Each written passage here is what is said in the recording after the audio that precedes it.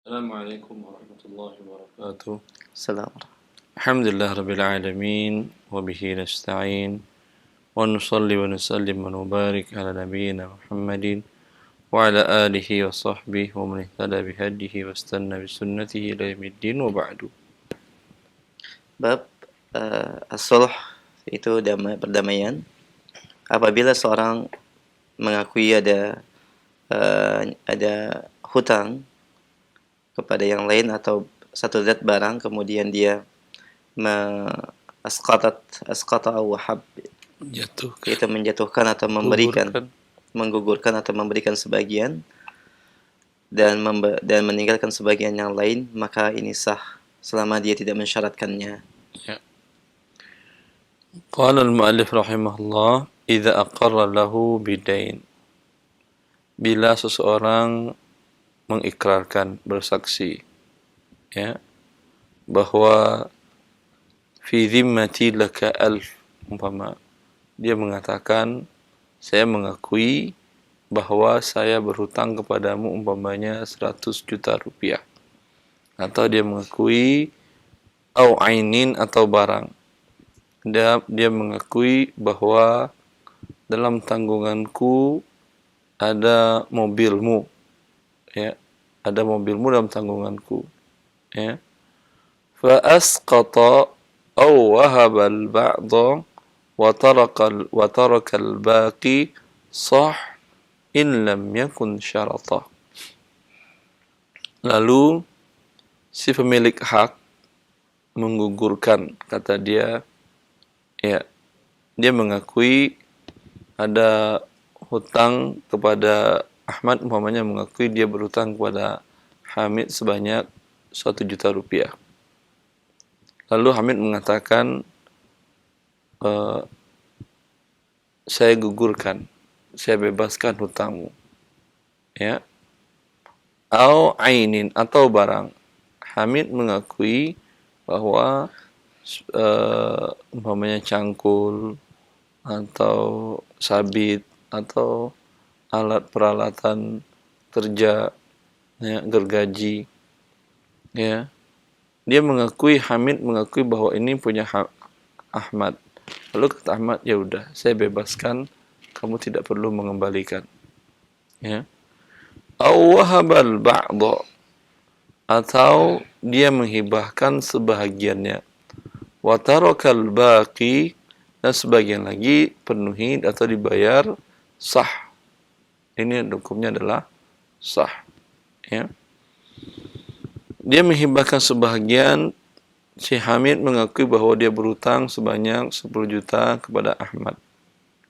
Lalu kata Ahmad, ya, alhamdulillah kalau Anda mengakui, ya, 5 juta saya bebaskan, saya putihkan, 5 juta lagi bayar. Ini hukumnya sah. Ini ada akad di sini, yaitu akad hibah. Illam yakun syaratahu, dengan syarat, ya, tidak mensyarat, keduanya mensyaratkannya. Apa artinya mensyaratkannya? Ya, si Hamid mengatakan, saya tahu bahwa kamu tidak ada bukti bahwa saya berhutang kepadamu 10 juta. Jelas, Ihsan? Gak ada bukti, gak ada saksi, tidak ada catatan, tidak ada materai bahwa saya berhutang kepadamu 10 juta. Ya. Saya mau bayar, tapi putihkan sebahagian. Itu putihkan, namanya saya hanya membayar 5 juta saja. Di sini mu'allif mengatakan ini tidak sah, karena ini mengambil harta manusia dengan cara yang zalim. Ya. Si Ahmad yang memang tidak punya bukti sama sekali, dia pikir daripada dia tidak dapat sama sekali, daripada dia dapat haknya dia 0, lebih baik 5 juta daripada 0, kan, ya? Ya. Ini tidak sah, karena berarti si Hamid menzalimi si Ahmad. Ini yang dijelaskan oleh mu'allif dalam mazhab. Tapi Syekh Muhammad Shalih Al-Utsaimin menyatakan lain. Ya. Kalau ketika si Ahmad tadi redho, nggak ada masalah. Hukum asalnya dalam akad adalah antaradin, di mana dia saling redho. Tapi mazhab dalam mazhab Hambali ini termasuk bagian dari kezaliman. Ya. Tapi Syekh mengatakan tidak ada masalah kalau dia redho. Tapi bagaimana dia redho? Ya. Karena dia tidak punya bukti sama sekali. Ya. Kecuali dia sampaikan baik-baik, kata Hamid, Ahmad, saya ada hutang kepadamu 10 juta dan saya tahu kamu tidak punya bukti sama sekali. Maukah kamu memutihkan sebagian 50%? Ya. Ini seperti ini memang tidak mensyaratkan. Kalau tadi beda, dia mensyaratkan. Saya tidak akan bayar, ya, kecuali kamu putihkan 50%. Ya. Baik, masalah. In lam yakun syaratahu wa mimman la yasihhu tabarru'uhu. Dan selama tidak dari orang yang tidak sah untuk membebaskannya. Ya. Tidak sah juga kalau akad suluh tersebut muncul dari orang yang tabarruknya tidak sah. Apa orang tabarruknya tidak sah? Siapa dia? Anak kecil yang belum balik, berakal, ya, atau orang yang tidak berakal, ya, maka ini akad suluhnya tidak sah. Wasilah Syekh. Wa in wada'a ba'd ad-dain al-hal wa ajala baqihi sah al-isqat faqat. Dan apabila dia meminta Wa in wada'a, bila dia memutihkan sebagian hutang yang tunai, dan kemudian menyelesaikan yang selainnya dengan menunda, maka itu sah al-isqat faqat, yaitu penggugurannya saja. Ya. Wa in wada'a ba'd al-hal wa ajjala baqiyahu sah al-isqatu faqat. Dan jika dia menggugurkan sebahagian hutang tunai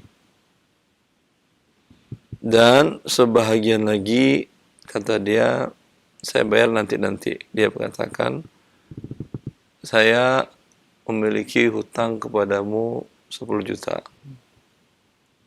ya, 5 juta kan tadi telah kau putihkan, 5 juta lagi nanti ku bayar, tidak sekarang, nanti kata dia. Sahal isqatu faqat.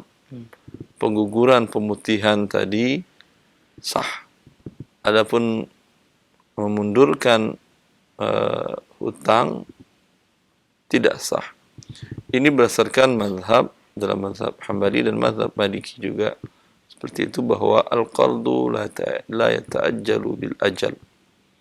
Bahwa suatu akad pinjam meminjam walaupun dia sudah menentukan waktu pembayaran, akan tetapi si pemberi pinjaman berhak meminta kapanpun juga, dan si penerima pinjaman wajib membayar kapanpun juga. Oleh karena itu di sini yang sah hanya pengguguran pemutihan hutang, adapun penundaan tidak. Artinya bayar sekarang juga. Dan ini mazhab sebagian mazhab para ulama, ya.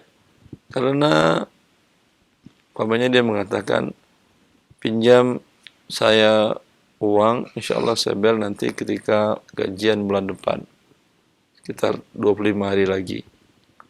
Baru 5 hari ternyata yang minjamkan uang tadi menagih.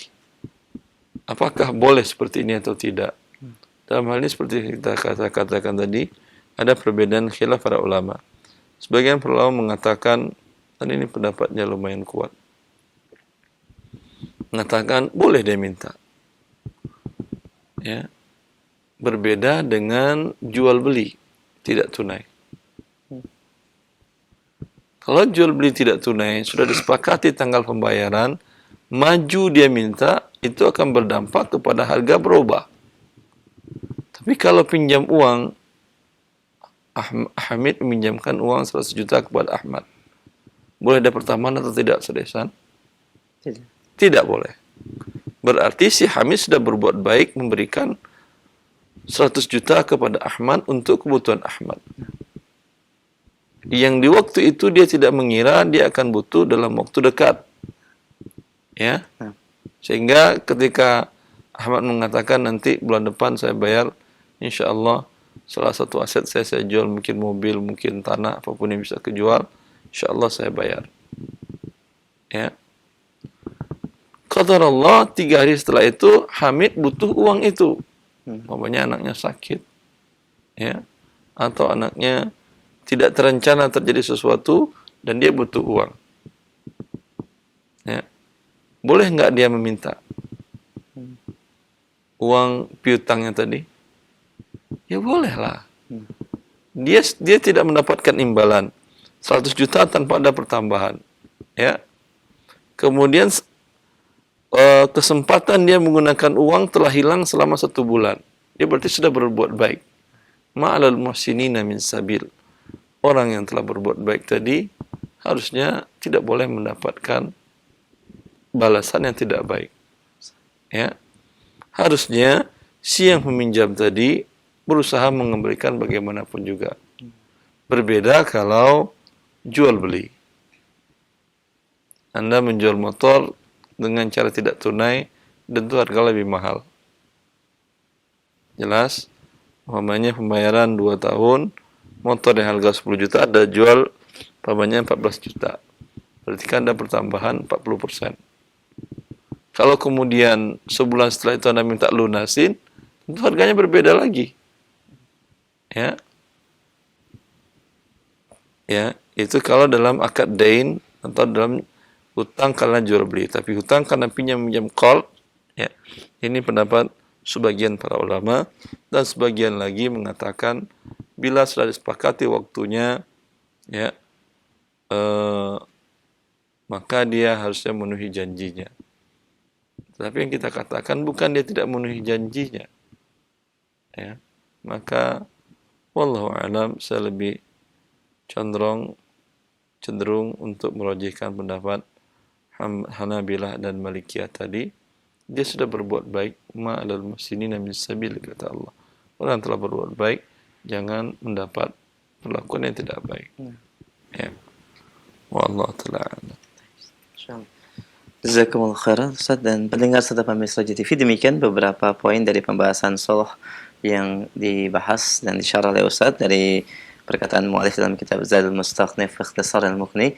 Kita berikan kesempatan untuk berinteraksi secara langsung untuk memperdalam pembahasan, atau bagi Anda yang ingin bertanya terkait dengan bab muamalah yang lain, Anda bisa menghubungi kami. Kami akan terima via telepon terlebih dahulu, silakan. Baik, halo. Halo, Assalamualaikum. Waalaikumsalam warahmatullahi wabarakatuh. Dengan siapa, di mana? Dengan Ari di Solo, Padang. Baik. Silakan, Ari. Silakan, Pak Ari. Ini pertanyaannya agak menyimpang, Ustaz. Sebenarnya udah lama mau bertanya, cuman susah masuknya, Ustaz. Masya Allah. Jadi, Ustaz, masalah hukum sewa-menyewa rumah kepada orang yang tukang kredit itu, Ustaz, kredit elektronik itu, hukumnya bagi yang menyewakan apa, Ustaz? Itu aja, Ustaz. Kredit elektronik maksudnya bagaimana, Pak Ari? Gimana, Ustaz? Kredit elektronik maksudnya bagaimana? Kayak orang leasing itu kali, Ustaz, ya. Enggak tahu saya. Jadi dia menyewakan rumah itu kebetulan rumah mertua, tapi kita yang itunya, Ustaz, melaksanakannya gitu loh, tanggung jawab itu. Jadi kita menyewakan ke orang-orang kredit itu. Orang kredit itu, kalau yang dimaksud Anda dengan kredit, jual beli tidak tunai dan tidak ada pertambahan keterlambatan, hukum asalnya boleh. Tapi Boleh, kalau kredit, sebentar, belum selesai saya. Kalau kreditnya itu adalah Anda ingin beli motor, atau ingin beli mobil, atau ingin beli rumah, pinjam uang ke leasing dan dibayar berlebih, itu orang kredit ini berarti tukang riba. Kalau tukang riba, uangnya tidak halal. Kalau Anda terima uang tersebut pun tidak berubah, dia menjadi halal di tangan Anda atas imbalan rumah tersebut, sebagaimana dijelaskan oleh Syekhul Islam bin Taimiyah karena uang tersebut adalah uang yang terzalimi. Oh itu. Demikian Jadi Hari. Ustaz, jadi status uang itu termasuk riba ya Ustaz ya? Bukan riba, dia mendapatkan uangnya tidak halal. Jelas? Iya. Ya. Kalau dia berikan sebagai imbalan untuk jasa rumah, dia akan terlambat bertaubat karena konsekuensi dari pertaubatannya uangnya itu harus dia berikan kepada fakir miskin. Dengan diberikannya sebagai jasa imbalan, maka dia akan terlambat bertaubat. Ini maksud dari perkataan Syekhul Islam Ibnu Taimiyah bahwa uang itu adalah uang yang terzalimi. Demikian Hari. Ya. Baik, Ustaz. alhamdulillah. Bisa difahami ya? Banyak. Alhamdulillah. Barakallahu fiik, jazakallahu khair. Naam. Baik, jazakallahu khair Hari di Salak. Demikian jawaban dari Ustaz, dan kita berikan kesempatan untuk pendengar dan pemirsa TV yang lain. Silakan. Taib, halo. Silakan, sudah masuk. Iya, halo. Waalaikumsalam warahmatullahi. Dengan siapa akhi, di mana? Dengan Pak Mul di Medan. Silakan Pak Amul. Ahlan. Silakan Pak. Pembagian harta warisan Ustaz. Jadi ada sebidang tanah dan bangunan. Kemudian anak almarhum dan almarhumah ini 9 orang. 4 laki-laki, 5 perempuan. Jadi bagaimana pembagiannya Ustaz? Ini tanah dan rumah milik suami istri ini.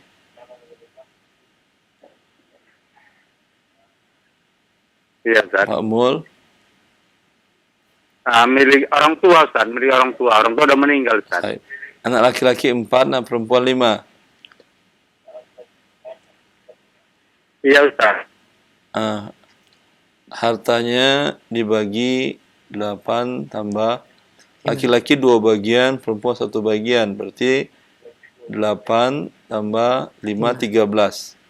Dibagi 13 harta tersebut, ya, 2/13 milik anak laki-laki, 1/13 1/13 milik anak perempuan.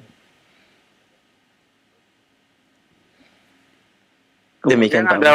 Ada wacana dari salah seorang anggota keluarga, katanya almarhum dan almarhumah ini dapat bagian juga. Apa ada dalilnya itu Ustaz? Tidak ada. Orang meninggal, dia meninggalkan harta, bukan membawa harta.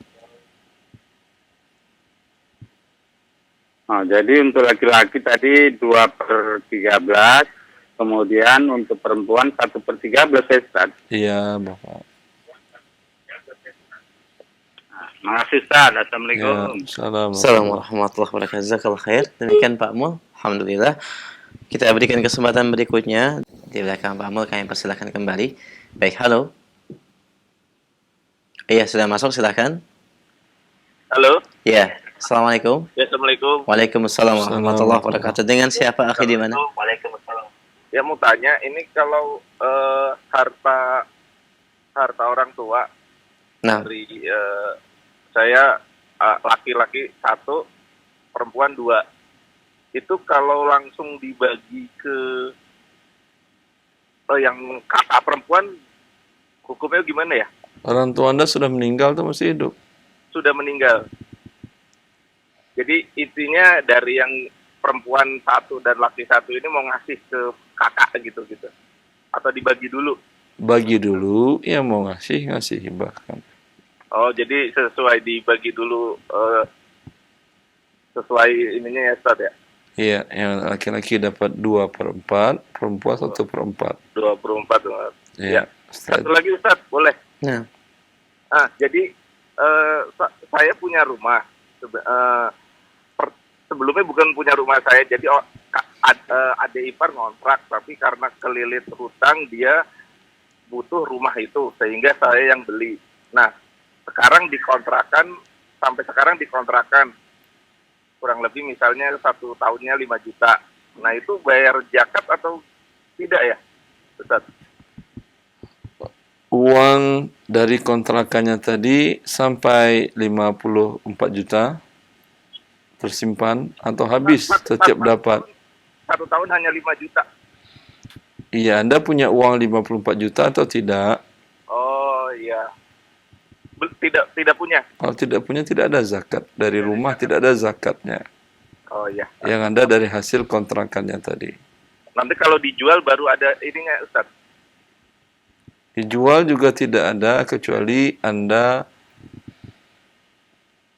di antara usaha Anda lah jual beli rumah. Oh iya. Tapi kalau udah jual karena butuh uang, itu bukan dagang namanya, tapi butuh uang. Ya, terima kasih Ustaz. Ya, mungkin itu aja Ustaz. Nah. Ya, Baik.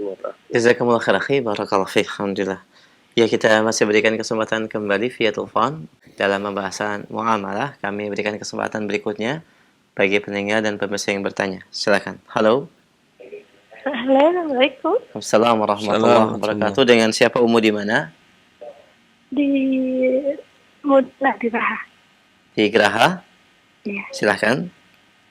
Begini Pak Ustaz mau tanya, kalau mau pinjam uang di syariah dengan menggadaikan tanah atau barang-barang yang lain termasuk riba tidak? Wallahu a'lam. Kalau Anda pinjam uang dibayar berlebih, itu namanya riba. Dan produk seperti ini saya kira tidak ada di lembaga keuangan syariah. Ya. Karena mereka tentu ingin untung. Kalau untungnya riba, tentu mereka tidak mau.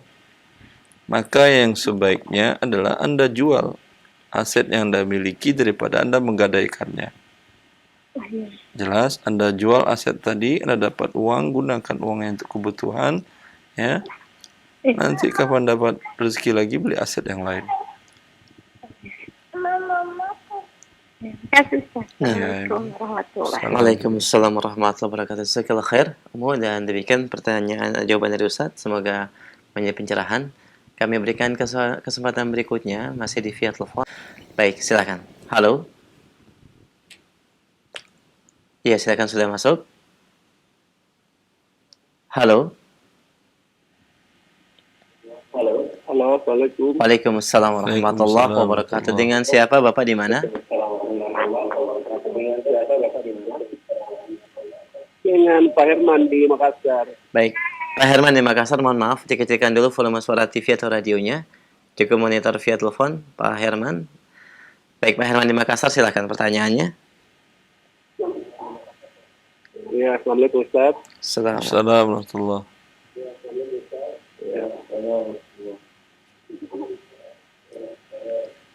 Silakan. Begini Ustaz, bagaimana itu kalau misalkan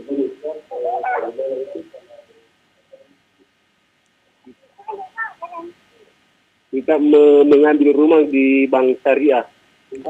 Membeli rumah di bank syariah, Pak Herman. Ya, bank misalnya KPR begitu. Terus? Bagaimana hukumnya itu? Hukumnya. Pak Herman, sebentar. Apakah ada denda keterlambatan kalau terlambat membayar cicilan? Kalau denda keterlambatan tidak ada Ustaz.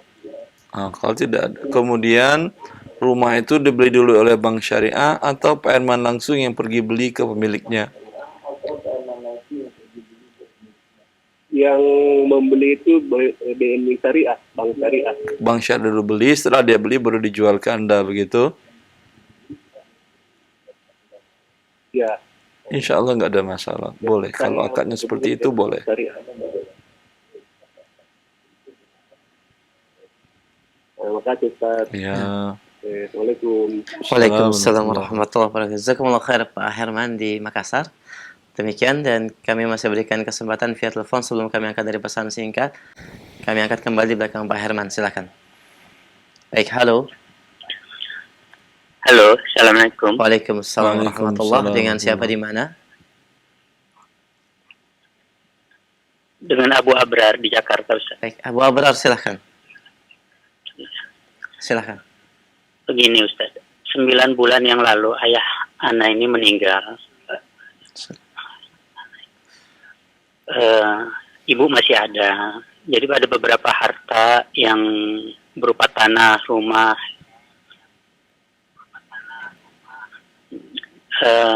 dulu waktu pas meninggal kita pernah dikumpul anak-anaknya bahwa ayah ini diminta untuk mencatatkan gitu warisan-warisannya hitungan sesuai dengan syariah.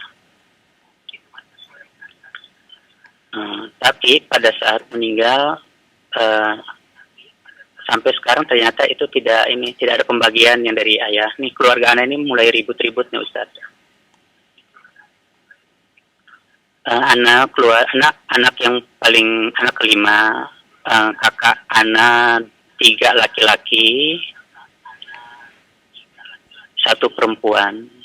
Berarti 4 laki-laki, 1 perempuan. Ya. Istri 1. Nah, yang jadi pertanyaan ini Ustaz. Istri beliau masih hidup. Ribut kayak gini di keluarga anak. Istri beliau masih hidup. Gitu Ustaz. Halo Bapak. Halo. Pak? Mohon dengarkan pertanyaan dari Ustaz ya Pak. Ya. Istrinya masih hidup. Iya. Masih istri. Masih hidup. Masih hidup. Istri bapak ibu beliau sudah wafat atau masih hidup? Kakek anak maksudnya ya Ustaz. Iya. Sudah meninggal. Ya. Berarti untuk istri dapat 1/8. Ya. Sisanya anak laki-laki 2 bagian, perempuan 1 bagian, dibagi 9 sisanya. 1 bagian. Jelas? Itu yang membagi ini apakah ibu anak atau anak sendiri ya Ustaz atau kakak anak yang pertama gitu Ustaz? Sepakati aja. Kalau ada yang nggak setuju, bawa ke pengadilan agama. Tapi sepakati lebih baik daripada Anda bawa ke pengadilan. Bahwa ketentuannya Allah mengatakan untuk istri itu 1/8 dari keseluruhan harta. Sisanya untuk anak laki-laki 2 bagian, perempuan 1 bagian. Anak laki-laki ada 4, anak perempuan 1, maka dibagi 9 sisanya, yaitu 7/8 tadi. Iya, iya. Demikian Abu Abrar. Kalau ini Ustaz, ini kan apakah ayah anak berdosa Ustaz ya? Tidak tidak membagi pada saat masih hidup ini Ustaz. Tidak ada dosa bagi dia. Tidak ada dosa ya. Yang warisan itu dibagi setelah meninggal. Paham?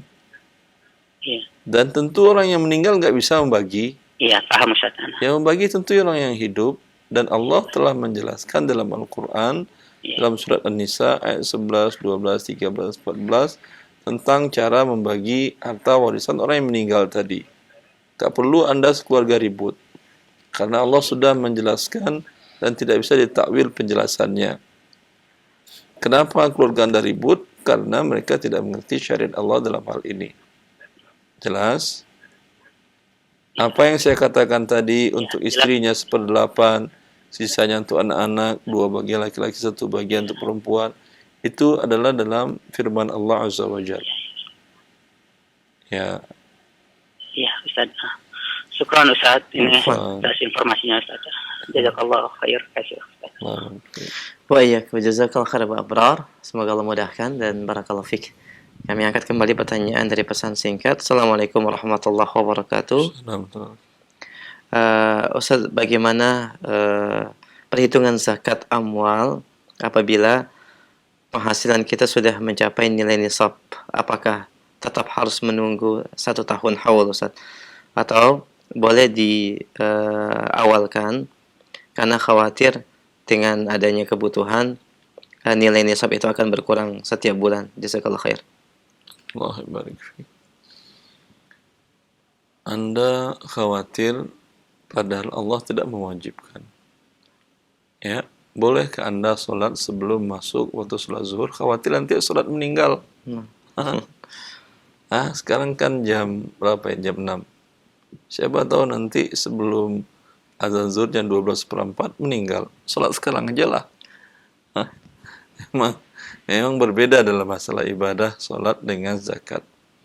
Kalau zakat, bila sudah sampai nisab, ya, itu boleh membayarkan zakat sebelum waktu wajibnya. Ya, umpamanya Anda sudah punya uang senisab, punya uang 50 juta rupiah. Ya, 25 gram emas mungkin senilai 50 juta kurang lebih. Sekitar 54 atau berapa. Umpamanya Anda punya uang 60 juta. Sekarang terima uang. Langsung Anda potong 2,5%. Ya. Ya, itu 1.200.000 umpamanya. Langsung Anda potong 2,5%. Maaf, 1.300.000. Anda potong 2,5% langsung sekarang, padahal belum masuk waktu wajibnya. Untuk zakat boleh. Berdasarkan Rasulullah SAW pernah meminta sahabat yang memiliki kemampuan lebih untuk membayarkan zakatnya 2-3 tahun ke depan. Ketika negara defisit anggaran dan membutuhkan biaya untuk perang. Ya. Jadi sering saya katakan bahwa Rasulullah SAW mengelola negara bukan dengan cara berhutang, dengan cara hutang riba. Ya. Akan tetapi para sahabat yang sudah ada kewajiban zakat, diperkirakan harta mereka banyak, diminta zakat 2-3 tahun ke depan. Kalau dia zakatnya umpamanya 1 triliun, bayar 3 triliun. Jadi 2 tahun ke depan, ya, zakat kamu tidak akan ditarik, disesuaikan pada waktunya. Ya, sehingga tidak ada hutang negara. Dan dalam kasus tadi, ketika dia terima uang umpamanya 100 juta, bonus atau apa, atau hasil dari dagang atau bisnis, milik dia sempurna. Sekarang kan belum jatuh tempo wajibnya. Tempo wajibnya adalah 354 hari dari hari dia menerima 100 juta tadi. Tapi dia ingin mengeluarkan sekarang. Ya, boleh. Ya, karena ini berkaitan dengan harta dan dicontohkan oleh Rasulullah Sallallahu Alaihi Wasallam. Bukan karena takut tidak wajib zakat. Ya, tapi kalau boleh, boleh. Seperti umpamanya Anda lihat kebutuhan kaum muslimin sekarang tinggi dan lapangan pekerjaan susah dan biaya hidup tinggi dan mahal, ya, maka Anda percepat pembayarannya sebelum temponya. Hukum asalnya adalah boleh. Wabillahi taufik. Nah, jazakumullah khair atas jawaban dan penjelasannya. Demikian pendengar yang bertanya, semoga jawabannya bermanfaat dan jazakumullah khairan. Kami angkat pertanyaan berikutnya dari pesan singkat. Assalamualaikum warahmatullahi wabarakatuh. Pertanyaannya, bolehkah kami atau saya memberikan sebagian besar harta kepada anak-anak dan kepada orang yang kita kehendaki, Ustaz, dari harta yang kita miliki? Atau ada bit atau batasan tertentu dalam permasalahan pemberian harta ini? Jazakumullah khairan. Barik fiik. Pada saat seseorang masih hidup, ya, Allah mensifati bahwa manusia itu wa kana al-insanu qatura. Manusia itu kikir dan bakhil. Ya, itu sifat manusia. Maka selagi dia masih hidup, tentu dia butuh biaya untuk hidup. Baik biaya untuk makan, konsumsi, ataupun untuk berbuat baik dan lain-lainnya. Tetapi kalau dia ingin menghibahkan, dalam Islam tidak ada aturan bolehkah batasan maksimal untuk menghibah. Mau menghibahkan 100% pun boleh. Tapi kan hidup Anda jadi terlunta-lunta. Nah. Ya. Maka dalam hal ini tidak ada ketentuan, dan kalau tidak ada ketentuan berapa batas maksimal, terserah Anda. Kalau Anda perkirakan bahwa aset yang ada sekarang, ada tanah, ada uang tunai, ada harta-harta yang lain, Anda perkirakan 5 hari lagi juga akan ada uang cair sekitar sekian banyak, cukup untuk sampai meninggal Anda. Yang ini ada sekarang, Anda lepas, tidak ada masalah. Ya. Wallahu ta'ala a'lam. Jazakumullah khair atas jawaban dan penjelasannya. Demikian pendengar yang bertanya, barakallahu fiik. Kami angkat kembali pertanyaan berikutnya, baik dari pesan singkat. Assalamualaikum warahmatullahi wabarakatuh. Ustaz, saya bekerja di sebuah klub golf. Tugas saya memonitor semua barang yang masuk, dan diantaranya ada alkohol dan whisky. Di setiap akhir bulan saya harus melakukan stok opnam. terhadap barang-barang tersebut, dan dalam proses pengadaannya atau pembelian dari supplier harus pengetahuan saya dan sales approval. Bagaimana hukum gaji saya, Ustaz? Jazakallahu khair. Allah Ustaz. Ini gajiannya tidak halal ya, karena Anda menyetujui dan mengecek keberadaan barang-barang yang haram ini. Allah Ta'ala. Jazakumullah khair. Demikian pendengar yang bertanya. Ya, semoga Allah berikan kemudahan bagi antum untuk melepaskan perkara yang haram tersebut. Jazakumullah khairan. Kami angkat ke pertanyaan berikutnya. Assalamualaikum warahmatullahi wabarakatuh. Ustaz, bagaimana hukumnya jika istri meminjam uang ke orang lain tanpa sepengetahuan suaminya? Wajibkah suaminya melunasi hutang istri tersebut? Jazakallah khair. Allah Akbar. Tidak ada kewajiban suami untuk melunasi hutang istrinya. Ya, istri memiliki dhimmah mustaqillah atau memiliki tanggungan sendiri. Suami memiliki lirijali nasibun mimma iktasabu wa linnisa'i nasibun mimma iktasabna, kata Allah. Laki-laki itu memiliki bagian dari apa yang dia usahakan, si perempuan memiliki bagian dari apa yang dia usahakan. Ya, maka dalam syariat Islam, suami berakad meminjam, menjual, membeli tidak harus izin istri. Begitu juga sebaliknya, istri berakad meminjam, menjual, membeli tidak harus izin suami. Tapi kalau mereka berdiskusi sangat baik, minta pendapat, minta arahan. Ya, umpamanya istri minta arahan kepada suami, saya ingin beli ini atau ingin jual ini, saya butuh meminjam ini dan segala macam. Ini sangat baik. Tapi kewajiban tidak ada. Sehingga ketika istri umpamanya terlilit hutang, apalagi kalau hutangnya hutang riba, ya, maka suami tidak ada kewajiban untuk melunasinya. Tapi bagian dari al-isyrah bil ma'ruf, al-mu'asyaratu bil ma'ruf, bagian dari hubungan baik suami istri seperti tadi yang kita anjurkan, ya, agar istri, bila istri ingin mengambil tindakan, suatu diskusi dengan suaminya, siapa tahu itu adalah diharamkan oleh Allah, dan sesuatu yang diharamkan oleh Allah bila terjadi dari salah seorang pasangan akan membuat murka Allah dalam rumah tangga tersebut. Istri umpamanya berbuat riba tanpa sepengetahuan suami atau sebaliknya, ya, pasti ketika mereka bertemu di satu rumah pasti ada yang tidak nyaman. Karena ada satu yang bermaksiat. Ya. Maka untuk kelanggengan rumah tangga ini penting untuk diperhatikan oleh mereka agar kedua-duanya sama-sama taat kepada Allah Azza wa Jalla, dan di sana mereka akan mendapatkan kebahagiaan dunia dan akhirat. Ya, masyaallah. Jazakumullah khair atas jawaban dan penjelasannya dan nasihatnya. Demikian pendengar yang bertanya, barakallahu fiik. Kami masih angkat dari pesan singkat. Assalamualaikum warahmatullahi wabarakatuh. Bagaimana hukumnya kita menggunakan uang duka dan asuransi kematian orang tua kita yang PNS, baik untuk konsumsi atau yang lainnya, Ustaz? Jazakallahu khair. Konsumsi apa maksudnya? Konsumsi maksudnya apa?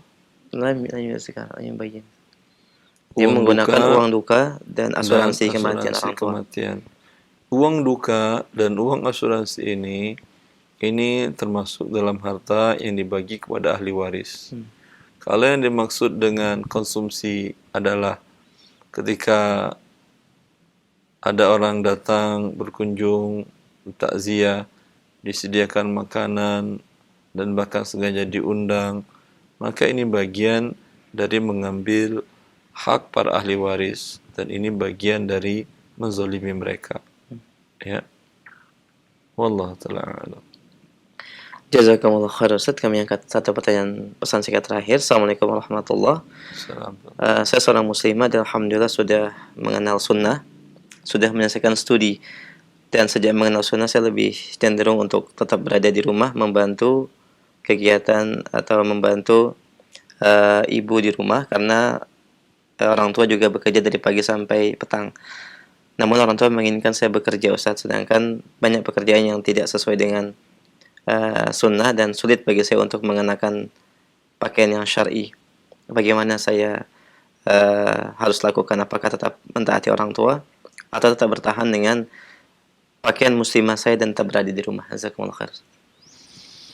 Allah yubarik fiik. Ya. Kondisi kaum muslimah sekarang dengan pakaian syar'inya, dengan hijabnya, untuk sebagian pekerjaan, ya, seperti menjadi guru, ya, tentu bukan guru di tempat-tempat yang ikhtilat campur baur laki perempuan. Masih banyak sekolah-sekolah Islam yang membutuhkan guru-guru yang berkualitas, ya. Masih banyak kelompok-kelompok kaum muslimat yang membutuhkan para pembimbing yang berkualitas. Nah, kalau bisa Anda untuk menggabungkan antara ridho orang tua Anda dengan ridho Rabb Anda, maka sangat baik.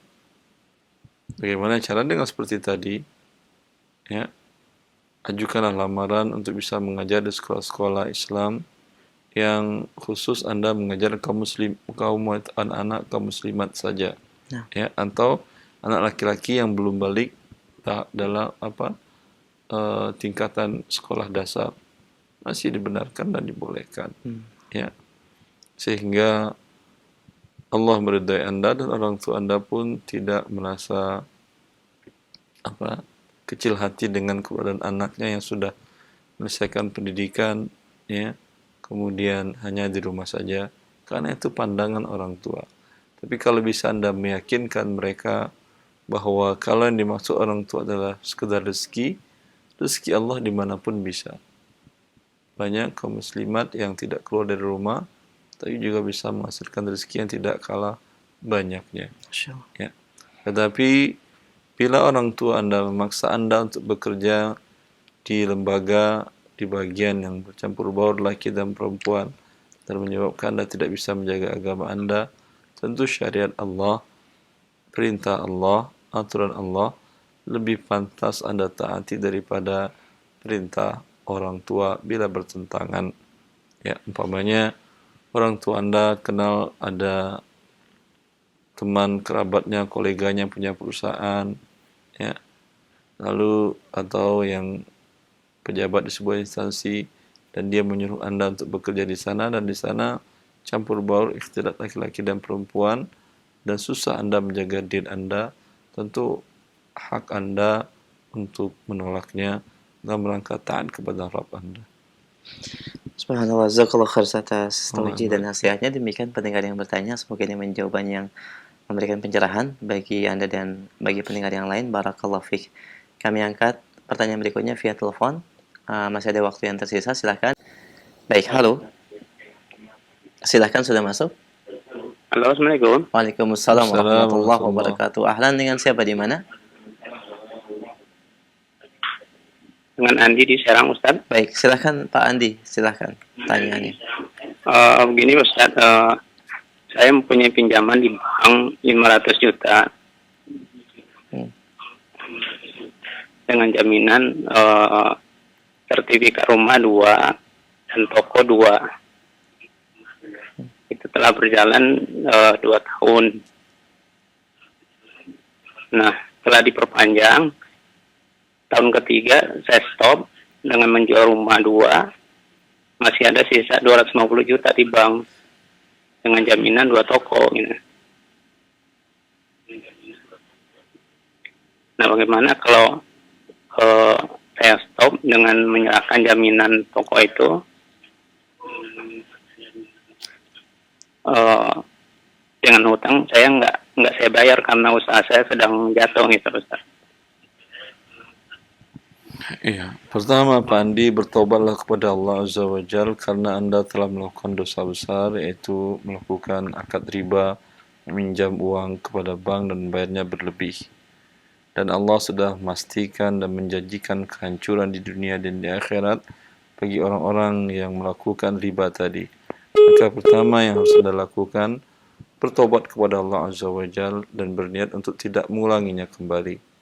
Kemudian kedua, mintalah kemudahan dari Allah Azza wa Jal untuk Anda bisa menyelesaikan hutang riba tadi, seperti yang Anda lakukan mungkin dengan menjual aset-aset yang digadaikan mungkin di bawah tangan, ya, jual ruko tadi di bawah tangan, kemudian bayar dengan uang tadi, ambil sertifikatnya dan serahkan sertifikatnya itu kepada pembeli di bawah tangan tadi, ya. Semoga dengan demikian kita dimudahkan oleh Allah Azza wa Jal untuk bertaubat kepadanya. Dan kepada kaum muslimin yang belum terjatuh ke dalam perangkap riba ini, jangan sesekali berani untuk melanggar azab Allah, melanggar larangan Allah Azza wa Jal, ya. Apalagi sekarang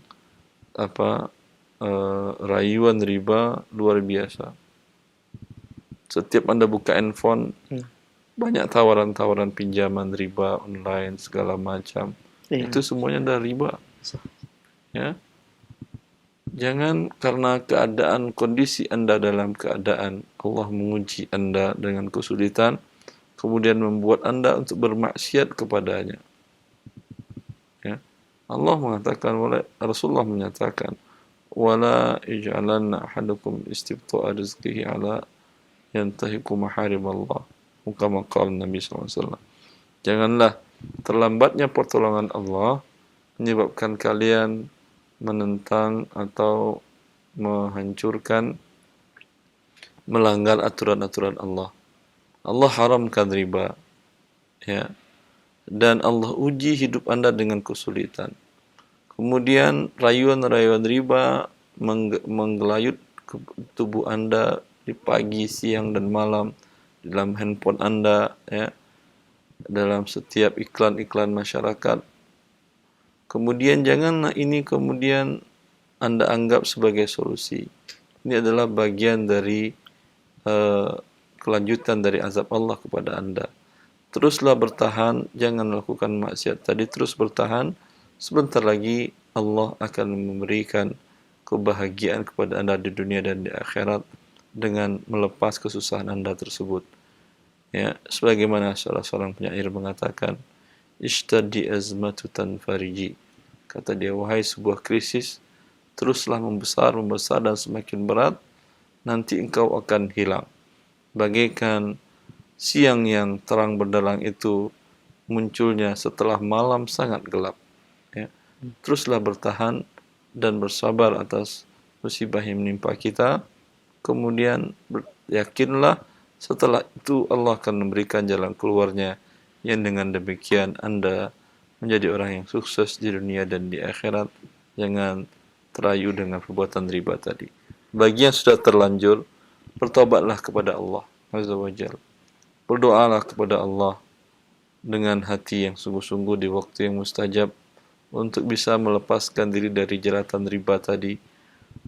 Walau Anda harus mengorbankan beberapa aset yang selama ini Anda dapatkan dengan susah payah, di rumah, kendaraan, dan lain-lainnya, demi untuk menggapai ridho Allah Azza wa Jalla. Dan orang-orang yang sudah terlanjur dalam riba ini, mereka sudah merasakan pahit getirnya dan perihnya terlibat dengan riba tadi. Ya. Semoga kita semuanya diselamatkan oleh Allah Azza wa Jalla di dunia dari hal untuk tidak bermaksiat kepadanya, dan di akhirat Allah masukkan ke dalam surganya. Wallahu waliyut taufiq. Alhamdulillah, jazakumullah khair atas jawaban dan penjelasannya. Demikian pendengar yang bertanya, dan semoga ini menjadi jawaban juga dari beberapa pertanyaan yang sudah sampai juga dalam pesan singkat, dan semoga Allah berikan kita kebebasan dari perkara-perkara riba. Dan ini merupakan pertanyaan kami terakhir di kesempatan pagi ini, dan kepada Ustaz mungkin ikhtitam. Ya. Oleh karena itu, ikhwani wa akhwati fillah, pelajari syariat Allah sebelum melakukan tindakan apapun juga, agar penyesalan dan penyesalan tidak menghinggapi kita, tidak menyapa kita. Bila Allah haramkan itu, maka jangan pernah Anda berani untuk melakukan.